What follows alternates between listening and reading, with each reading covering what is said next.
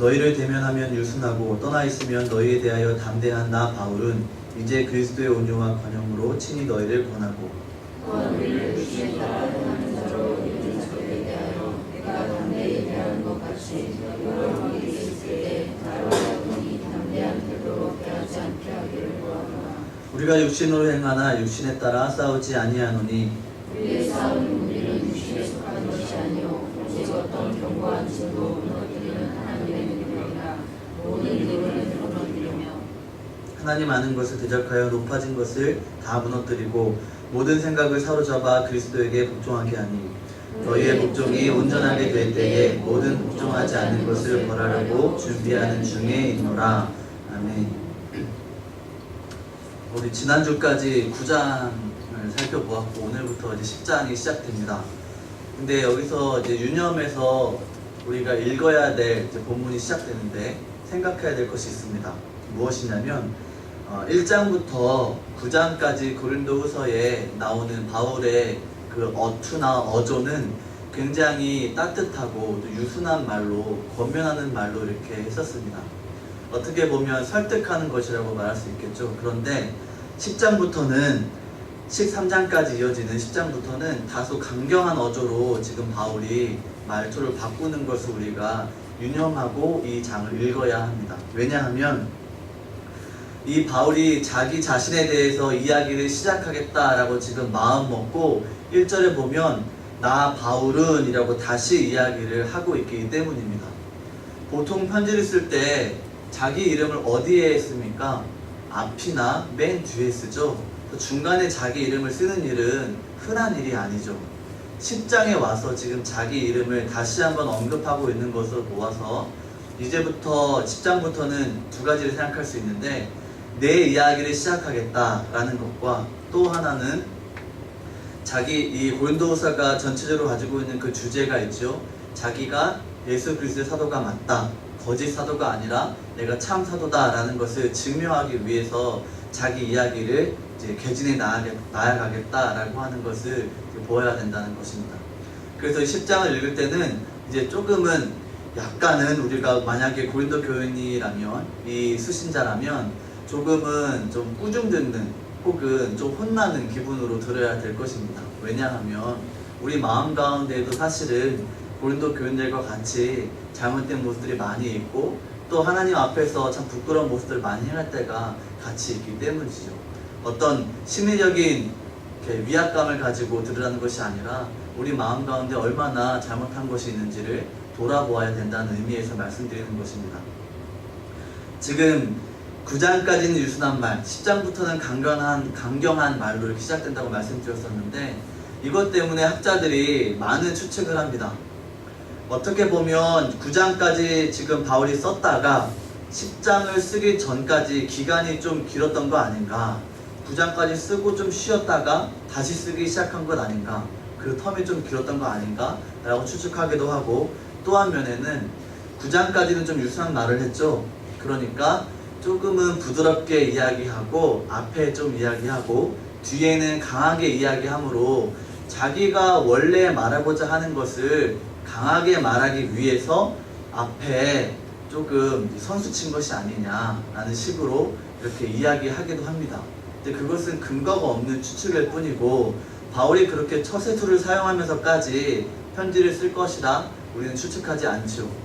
다만 우리가 생각하게 되는 것이 무엇이냐 하면 10장부터 나오는 주제가 바울의 사도직에 관한 것이고 또 거짓 사도들에 의하여서 자신의 마음들을 빼앗긴 고린도 교인들에 대한 책망이기 때문에 진리에 대한 사도 바울의 단호한 혹은 강경한 어조가 시작된 것이다 라고 보게 되는 것이죠. 문맥으로 보아도 이렇게 생각하는 것이 더 부드럽고 또 좀 더 타당한 이유인 것 같습니다.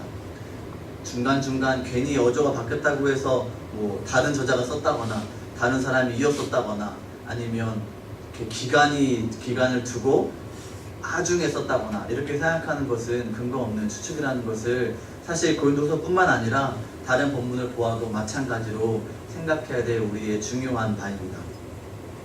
1절 말씀 한번 보시기 바랍니다. 1절에 보면 바울 자신에 대한 묘사가 시작되는데 1절을 같이 한번 읽어보겠습니다. 시작. 너희를 대면하면 유순하고 떠나 있으면 너희에 대하여 담대한 나 바울은 이제 그리스도의 온유와 관용으로 친히 너희를 권하고 라고 말합니다.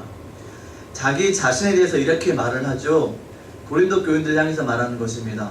너희를 내가 직접 만나면 좀 부드럽고 조금 떠나 조금 멀리 있으면 내가 담대하게 강경하게 말한다 라고 지금 이야기하고 있죠. 바울이 지금 이 이야기를 왜 했냐 하면 바울을 반대했던 거짓 교사들, 거짓 진리를 가르치던 그 사람들이 바울에 대해서 이렇게 표현했었습니다. 봐라, 너네 그렇게 가르쳤던 바울이 막상 앞에서 보면 그렇게 소심해가지고 앞에서는 그렇게 부드럽게 말하는데 뒤에 가서 너네랑 떨어져 있으니까 그렇게, 이런 나쁜 표현인데, 그런 미친 개처럼 이렇게 짖는 거 아니냐 라는 식으로 바울을 나쁘게 폄하했던 것이죠. 진리에 대해서 이렇게 강하게 말하고자 하는 바울의 의도와 바울의 심정은 이해하지 않은 채 그저 바울이 이중적으로 행동하고 있다라는 것으로 지금 볼모를 삼아서 거짓 교사들은 바울이 진짜 사도가 아니다라고 하는 것을 계속 주장하고 있었던 것입니다. 그 이야기를 고린도 교인들이 알았기 때문에 지금 바울은 그것을 오히려 역으로 인정하면서 이야기하는 것이죠. 어떻게 보면 정면 돌파를 하는 것입니다. 너희가 그렇게 얘기를 들었고 또 그렇게 너희가 믿는다면 나는 실제로 인정할 수 있다. 다만 내 마음 가운데 그런 너희들의 말을 인정해서가 아니라 나는 실제로 진리에 대해서 더 확고하게, 더 단호하게 이야기를 하는 것이기 때문에 이중인격, 난 그런 것은 너희들 말에 인정할 수 없다. 다만 나는 진리에 대하여 내가 양보할 수 없는 태도를 보이는 것을 내가 너희에게 보이는 것이 타당하다라는 것을 지금 이야기하고 있는 것입니다. 바울은 이렇게 자기가 실제 예수 그리스도의 부르심을 받은 사도라고 하는 것을 확신하고 있었고 또 고린도 교인들에게 그것을 담대하게 말하고 있었습니다. 바울이 그렇게 사역했던 것을 우리가 알고 있죠. 지금까지 9장까지 우리가 계속 보았던 것처럼 바울은 단 한 번도 기록되어 있지 않기 때문에 우리 그렇게 믿고 있죠. 단 한 번도 고린도 교인들에 대하여서 혹은 다른 교인들에 대하여서 거짓으로 대하거나 위선으로 대하거나 자신의 사역을 그저 삭슬 얻기 위한 사꾼처럼 일하지 않았다는 것을 우리는 알고 있습니다. 그래서 바울이 이제 3절부터 시작되는 어떻게 내가 이렇게 행해 왔는가, 내가 어떻게 사역해 왔는가, 어떻게 선한 싸움을 싸워 왔는가에 대해서 이야기를 시작합니다. 3절 말씀을 간략하게 말하면 바울이 사역자로서의 어떻게 해왔는지에 대한 태도를 보여주는 것이고 4절 말씀은 그 태도에 있어서 가졌던 무기가 무엇인지를 이야기하는 것이고 5절 말씀은 그 싸움을 싸우면서 선한 영적 전쟁을 하면서 어떤 결과가 나타나는가에 대해서 이야기하고 있는 것입니다. 6절은 사도 바울이 방금 지금까지 말씀드렸던 고린도 교인들에게 너네 잘못했던 것을 이제 한번 마음 강하게 먹어야 돼. 내가 너네 혼낼 거야. 라고 지금 선언하고 있는 것입니다. 3절 말씀을 보면 제가 읽겠습니다. 우리가 육신으로 행하나 육신에 따라 싸우지 아니하노니 라고 말하고 있습니다. 지금 바울은 자신의 싸움이 어떤 싸움인지를 분명히 알고 있었습니다. 육신으로 행하나 라고 말하고 있는데 지금 이것을 좀 쉬운 성경으로 보니까 이렇게 표현하고 있더라고요. 제가 읽어드리면 우리가 이 세상에 살기는 하지만 세상이 싸우는 것과 같은 싸움은 하지 않습니다. 내가 몸을 가지고 이 땅에 살아가지만 이 몸이 원하는 방식, 육신이 원하는 방식으로 싸움을 하진 않는다라는 말이죠. 그럼 반대로 어떤 말로 표현할 수 있을까요? 영적으로 싸운다는 것이죠. 육신의 방법을 취하여서 사람의 방법과 계획을 따라 행하지 아니하고 하나님께서 말씀하신 방법과 그 계획, 언약하신 그 약속대로 그 말씀대로 내가 행하고 싸우겠다, 또 싸워왔다 라고 하는 것을 지금 말하고 있는 것이죠. 그리고 4절을 한번 보십시오. 오늘 설교의 주제이기도 한데 4절 같이 한번 읽어볼까요? 같이 시작. 우리의 싸우는 무기는 육신에 속한 것이 아니요 오직 어떤 견고한 진도 무너뜨리는 하나님의 능력이라 모든 이론을 무너뜨리며. 아멘. 싸움 자체가 육적이 아니라 영적이다 라고 3절에 이야기했는데 4절에서 또 한 번 이어지는 것이 무엇이냐 하면 우리가 싸움을 하는 그 싸움의 무기가 바로 육적인 것이 아니라 영적인 것이라는 것을 다시 한번 보여주는 것입니다. 싸움 자체도 영적이고 우리가 싸움을 싸우는 그 도구 자체도 영적이다 라고 하는 것을 보여주는 것이죠. 그 무기가 지금 무엇이라고 말하고 있습니까? 하나님의 능력이라고 말하고 있죠. 이전 개역 한글판을 보면 여러분 익숙하게 잘 아시죠? 그 견고한 진을 파하는 하나님의 강력이라 라고 말하고 있죠.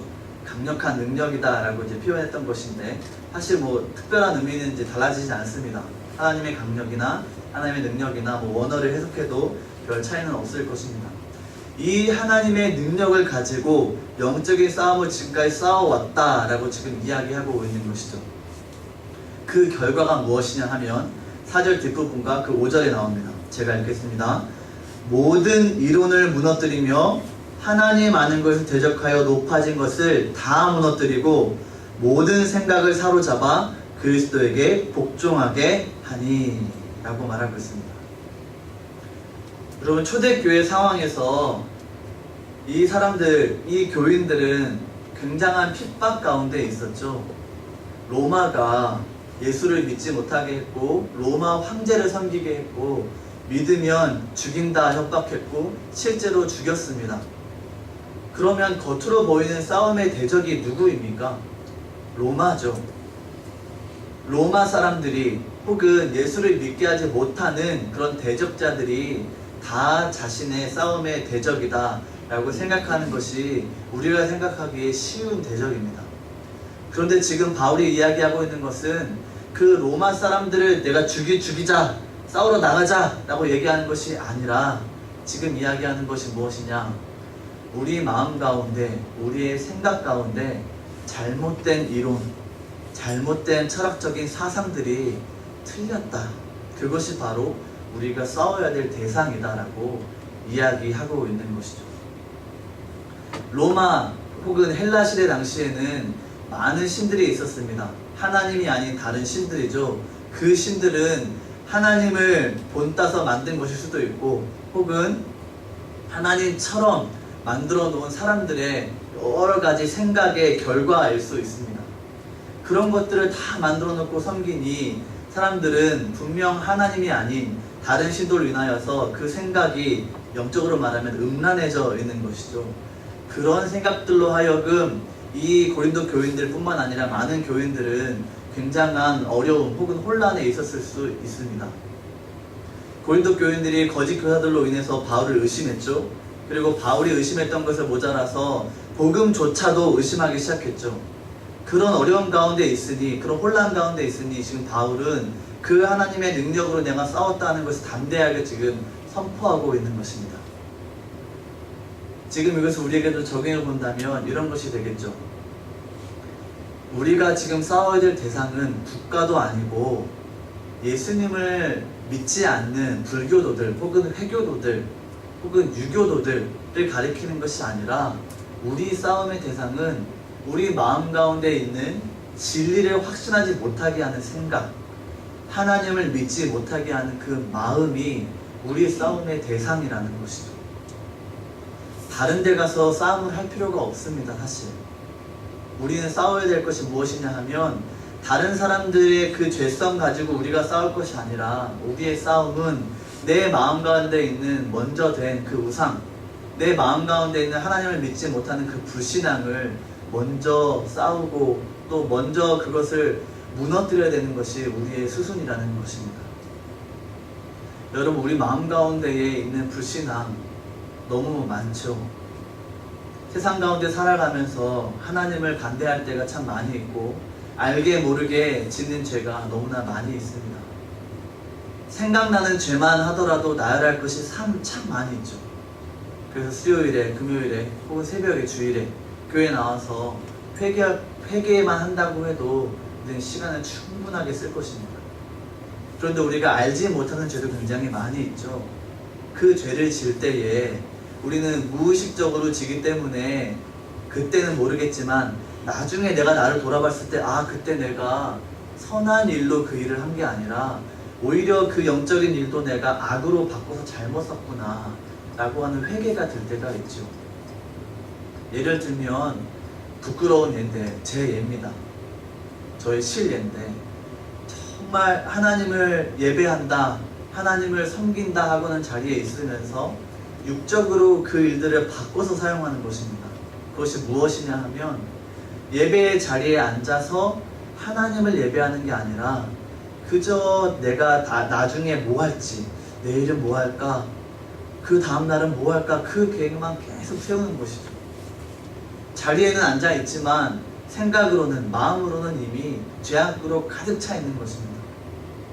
하나님을 예배하는 자리에서 하나님을 예배하지 않으면 우리가 어떻게 되는 것입니까? 하나님을 모욕하는 자리가 되는 것이죠. 왕으로 모시는 그 하나님을 예배한다고 앉아 있으면서 왕의 말씀을 듣지 않는 것은 어떤 행위겠습니까?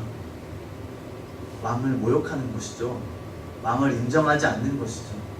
왕인 떠들어라, 나는 그냥 딴 생각하겠다 라고 하는 태도죠. 사실 이러한 태도가 저한테 참 많이 있는 것 같습니다. 너무나 불행하게도 이런 것이 저에게만 있는 것인지 혹은 우리 성도님들에게도 있는 것인지 좀 생각해 보았으면 좋겠습니다. 이게 선한 것들을 악한 것으로 바꾸는 우리 마음 가운데 있는 무의식적인 죄로서 발동할 때가 참 많이 있습니다. 부끄럽죠. 그래서 제가 몇 달 전인가 설교를 하면서 말씀드렸던 1년 동안 정말 10번 아니 5번 이 손가락 안에 들만한 예배를 내가 드렸을까 싶은 고민을 한다고 말씀드렸었죠. 근데 그런 것들 참 우리 안에 많이 있는 것 같습니다. 이런 것들이 우리가 싸워야 되는 영적인 싸움인 것입니다. 교회에 적용한다면 이런 것이 되겠죠.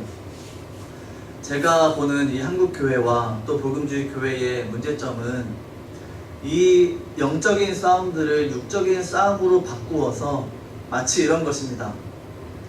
교회가 더 복음의 능력을 가지고 그 복음의 능력으로 내 생각이 바뀌고 마음이 바뀌고 삶이 바뀌어서 그 삶 자체가 빛이요 소금이요 그 역할을 감당해야 되는데 그것이 아니라 어떤 역할을 하냐면 어떤 힘을 갖기를 원하냐면 교회가 조금 더 교세가 더 커지고 물질적으로 조금 더 재정이 넉넉해지고 또 입지가 더 커져서 정치인들과 손을 잡고 그 힘을 얻어서 세상을 바꾸려고 하는 세상이 감당치 못하는 힘을 얻으려고 하는 것에 문제가 있다는 것입니다.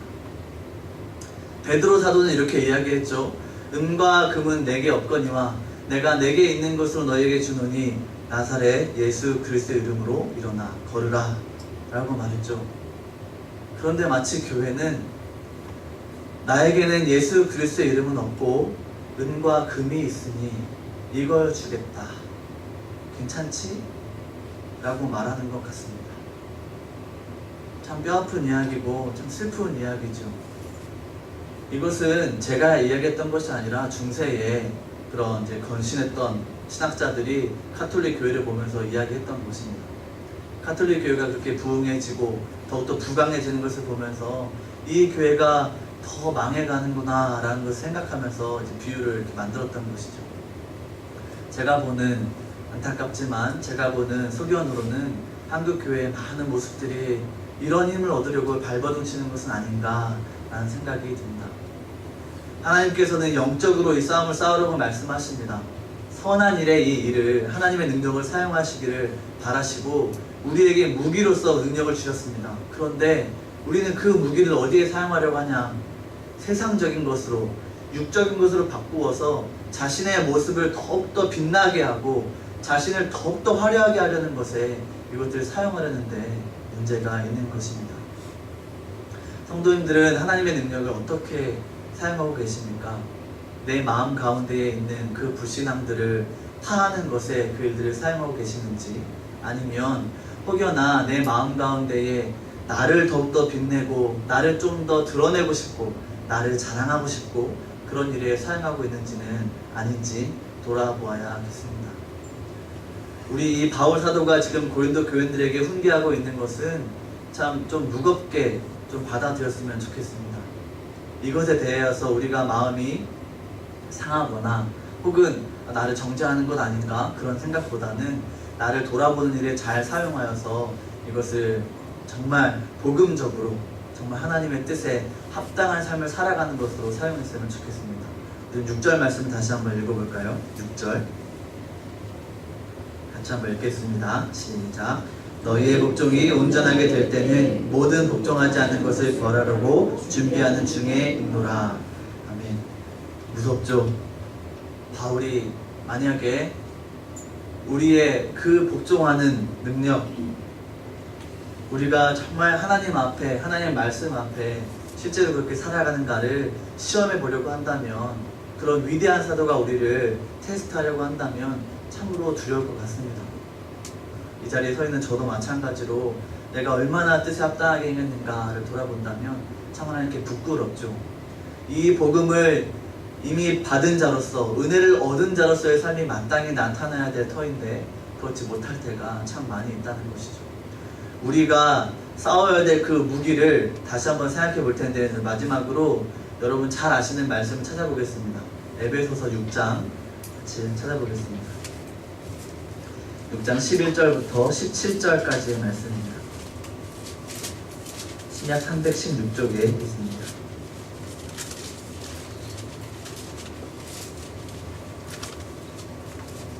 에베소서 6장 11절부터 17절까지 한 절씩 교독하도록 하겠습니다. 마귀의 간궤를 능히 대적하기 위하여 하나님의 전신갑주를 입으라.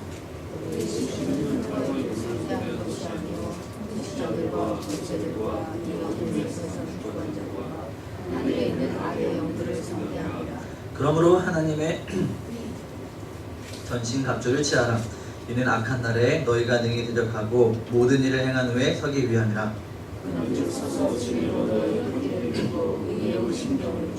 평안의 복음이 준비한 것으로 신을 신고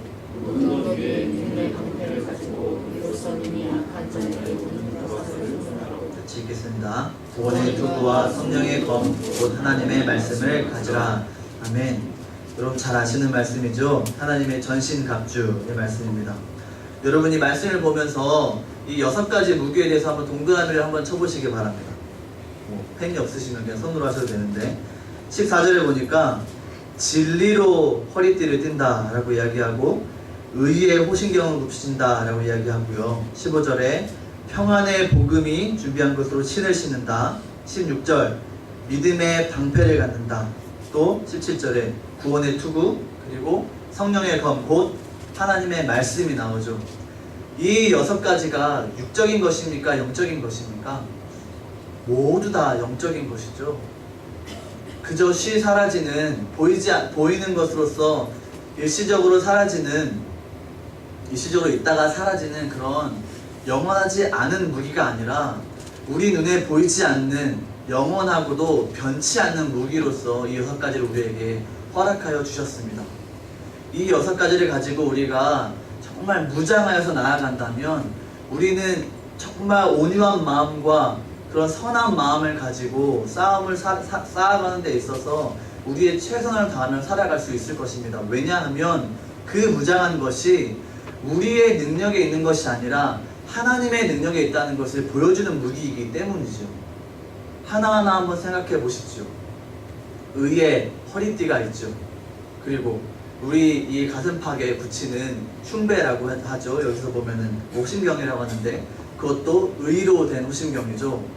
또 우리의 신발은 복음의 평안의 신발, 평안의 복음의 신발이 있고, 또 머리에는 구원의 투구가 있고, 믿음의 방패가 있고, 또 진짜 적을 죽일 수 있는 그 무기인 하나님의 말씀, 곧 검이 있는 것이죠. 이 모든 것은 우리에게 능력이 있다는 것을 보여주지 않고, 이 무기 자체, 하나님께서 우리에게 주시는 그 능력이 얼마나 뛰어난지를 보여주는 것입니다. 그래서 우리가 구원론적으로 좀 말을 하자면, 예수를 믿은 다음에 우리가 거룩하게 되는 그 성화의 과정을 살게 되죠. 그 성화가 무엇으로 되는가를 보여주는 것이기도 합니다. 무엇입니까? 우리의 능력으로 쌓아갑니까? 우리의 힘으로 쌓아갑니까? 다 아니죠. 하나님의 은혜로 쌓아가는 것이죠. 자동적으로 성화가 된다는 것을 말씀드리는 것은 아닙니다. 이 싸워가는 것은 우리가 치열하게 죄와 싸우는 그 내적인 갈등이 있고 그 싸움이 있는가 하면, 겉으로도 우리의 육신과 싸우는 그런 외면적인 죄악도 있습니다. 그런 것들을 다 싸워가는 데 있어서 우리의 노력이 분명히 필요합니다. 그러나 하나님의 은혜가 기본적인 전제이기 때문에 그 은혜로서 우리의 그 행동하는 그 모습들은 당연하게 마땅하게 나오는 결과로 우리가 볼 수 있는 것입니다. 절대 우리의 힘으로 싸울 수 없고 우리의 능으로 우리의 힘으로 싸웠다간 그냥 정말 싸움 납니다. 마트 가가지고 500원 깎아달라고 막 점원이랑 싸우죠. 내 마음 가운데 있는 죄와 싸우라고 했더니 그냥 마트 가가지고 그 점원 아줌마를 붙들고 막 싸웁니다. 500원 깎아달라고. 예수님 믿는 사람이 더 짠순이같이 짤돌이같이 그렇게 하죠. 깎아달라는 게 나쁘다는 게 아닙니다. 좋은 건데 정말 싸워야 될 대상을 우리 마음 가운데 두지 않고 계속 영적인 상태에서는 메마른 상태로 있어서 마치 다른 사람 만나면 적처럼 이렇게 싸우는 거죠. 교인들도 만나면 사랑으로 보듬어줘야 되는데 그냥 좀 안 입고 좀 아유 왜 저러지? 라는 생각이 먼저 드는 게 사실 우리의 마음이죠. 저도 별반 다를 바가 없죠. 제 내면에서도 늘 싸움이 많이 일어납니다. 12번 아니 144번 256번 싸움이 일어납니다. 그럼에도 불구하고 우리가 지금 가져야 되는 태도는 우리의 그 제약된 모습들이 많이 있지만 그 제약된 모습을 그대로 사용하시지 않고 정말 하나님의 능력으로 힘있게 하셔서 선한 싸움을 싸우게 하시는 그 하나님의 능력, 그 하나님의 힘을 의지해야 한다는 것입니다. 세상 살아가면서 우리는 참 많은 어려움을 당하게 됩니다. 저는 겪지 않았던 그 직장인들의 이야기를 들어보면 정말 너무나 어려울 것 같습니다. 야근하는 거 말도 못하고 야근 수당도 안 주면서 야근시키고 그 나쁜 고용주들이 우리를 괴롭히죠. 그래서 먹고 살기 힘들게 해가지고 믿음도 잃어버리게 해버리는 현실을 많이 듣게 되고 또 보게 됩니다. 참 어려우실 줄 압니다. 그 어려운 가운데서도 그러나 우리가 놓지 말아야 될 것은 이 영적인 싸움을 한다는 것을 놓지 말아야 하겠습니다. 우리는 직장 상사와 싸우는 게 아닙니다. 그렇죠? 사장님과 싸우는 게 아니죠. 그렇죠? 내 남편과 싸우는 게 아니죠. 누구와 싸웁니까? 내 마음 가운데 있는 그 악한 것과 그 제약된 것과 싸우는 것입니다. 그 싸우는 일에 헌신하시길 바라고 이 싸움이 절대 지지 않는다는 것을 우리가 기억하면서 하나님의 능력을 더욱더 의지하는 삶을 사시기를 주의 이름으로 부탁드립니다.